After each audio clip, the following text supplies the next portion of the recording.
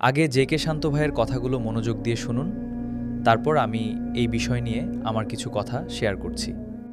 বাংলাদেশের জনগণরা আপনারা অনেক লাকি। কেন লাকি? কারণ আপনারা বাংলাদেশের মানুষ অনেক অনেক কন্টেন্ট ক্রিয়েটর পাইছেন, আর এমন এমন ক্রিয়েটর পাইছেন যারা ভিউ ব্যবসায়ী। কেমন ভিউ ব্যবসায়ী? যেখানে বিপদ ওইখানেই তারা।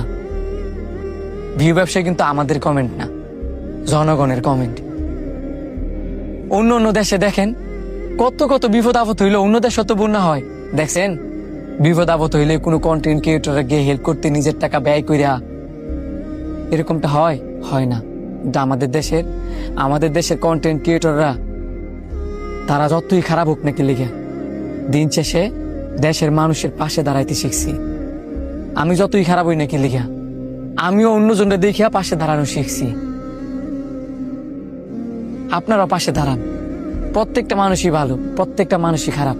তার মানে এই নয় তার ভালো গুণটা ফালাই দিয়া তার খারাপ গুণ নিয়ে তাদেরকে সমালোচনা করব। আমার কথাগুলো আপনাদের খারাপ লাগতে পারে, কিন্তু এটাই বাস্তব। আমি গর্ব করি যে আমি বাঙালি। আমি কন্টেন্ট ক্রিয়েশন করি যে বলে যে আমি বলবো এমনটা না। আমি যদি কন্টেন্ট না করতাম তাও বলতাম যে আমাদের দেশের কন্টেন্ট ক্রিয়েটর যারা আছে বেশিরভাগই ভালো। কেন ভালো? তারা মানুষের বিপদ দেখলে ওইখানে জাফায় পড়ে। এটা হচ্ছে আমাদের বাংলাদেশের কন্টেন্ট ক্রিয়েটরদের গুণ। আমি দেখছি, অনেক দেখছি, ছোটবেলাতে দেখে দেখতে আসতেছি, শিখে হয়েছি, এখনো শিখি।